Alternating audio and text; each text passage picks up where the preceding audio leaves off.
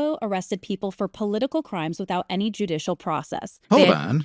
Wait a minute. ICE would never arrest people for political crimes without any judicial process. Mahmoud Khalil, Rameza Ozturk, Madani from Vermont, you might remember. Those were all straight up political offenses. They're charged purely for things that they said in public that were not crimes. Brad Lander, of course, being arrested for just asking questions. We had Ras Baraka. We had Monica McIver. They have a long history, well before Trump, of going after activists. Going back to John Lennon, right? They tried to deport John Lennon just because they didn't like what he was talking about, Vietnam. The Gestapo were political police. Like, that was their main job, was to go after enemies of the Nazi Party. But of course, very important to remember, Jews across the board were political enemies of the Nazi Party.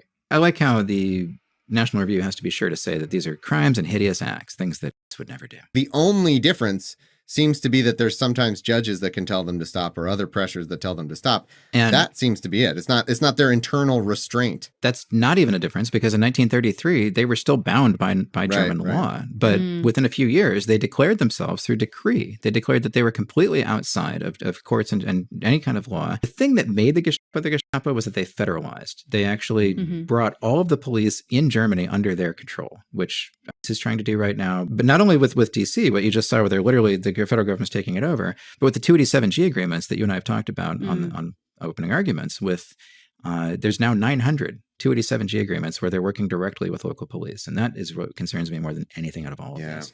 This enforces the laws that are on our books, which say that illegal immigrants shall be detained until their immigration proceedings reach a conclusion. If anything, those proceedings tend to provide overly generous due process to illegal immigrants. Yeah, too much due process. Overly generous. So if anything, they're not being fascist enough.